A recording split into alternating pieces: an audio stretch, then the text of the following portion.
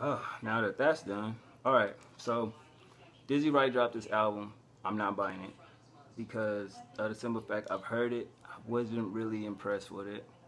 It was cool, but I definitely feel like his mixtapes have a more broader sound and a more relatable substance to it. You know what I mean? Because some of this shit was like, I've heard it before. And I know in hip hop you hear a lot of shit you heard before, but it just felt like a clone, if you would say that, I guess. But anyway, the growing process, Big Crit, Tech Nine, Shell, Irv the Phenom, Lazy Bone, Crazy Bone, Mod Sun, Burner, Swizz, Jaron Bitten, Hobson,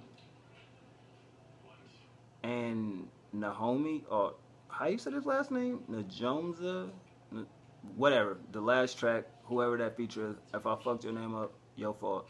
But anyway, the first track, Higher Learn, the intro, I definitely fuck with that record. You know, the guitar beat, I like his honesty in his lyrics, basically talking to his fans. Same shit I was saying in the fucking ASAP video. You feel me? Y'all be saying that y'all like real shit, but when somebody real, y'all fuck with that fake shit. So I definitely fuck with that record. As soon as I heard that, nigga, I start clapping my hands because I'm like, damn, that's how I be feeling.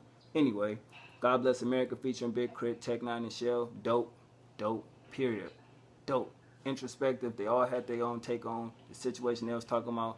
I like Big Crit verse, and I like Dizzy Wright verse. Tech Nine did his thing as well.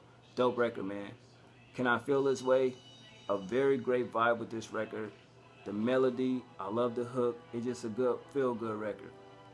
No Time is Better featuring Irv the Phenom. Basically about taking control of now. You know what I mean? Fuck then, the past, do now. You know, got a kind of religious vibe to it. If you really open your ears up and listen, good track.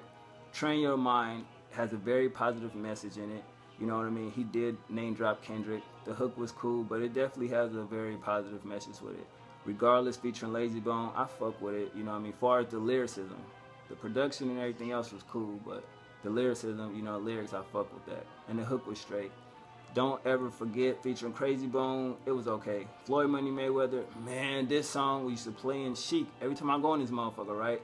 I'm like, who the fuck is that with this song? It was annoying. I didn't know who it was.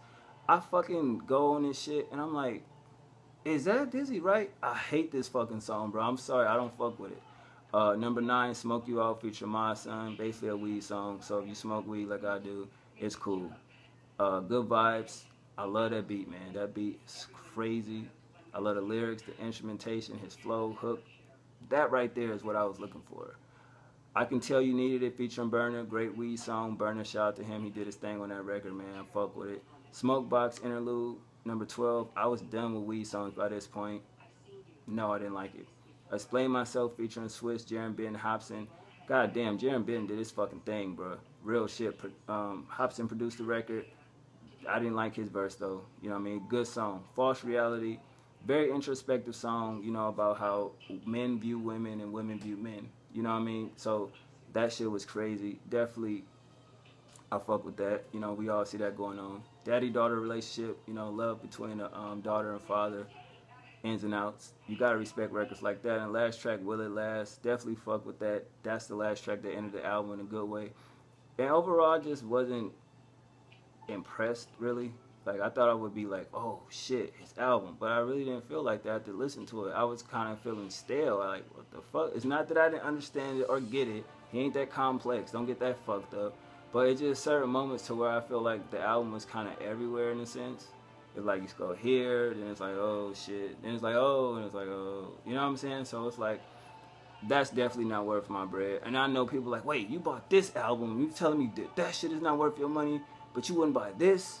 It's like, I have to feel something for this shit. Like, what was that shit? The Golden Age project? That shit was doper than this. I'd rather buy that than this. You know what I'm saying? But for the sake of hip-hop and being a collector of CDs, you know, I'll probably grab it because the dude got some joints on this. Even though I can go right to iTunes and buy the songs I want. But I'd rather buy the whole project, so who knows? I'll probably grab it. But it wasn't at Best Buy or Target, so don't get mad at me why you don't see the CD opening. Blame them motherfuckers. But I give it an 8 out of 10. I think that's fair, you know what I mean? It did have some joints on it. I did enjoy 13 out of the 16 records, you know what I mean? But I just felt like, production about 8 out of 10. It was cool, but, I mean, he gave you his life, his family, the music business, you know what I mean? So it is what it is. He from Vegas. You gotta respect him for actually dropping some type of knowledge, though. But it just felt like it was something missing from this project that I really didn't get. I don't know what it was, but you know what I mean. And it wasn't that the fact I wasn't really into listening to it, because I was excited for it.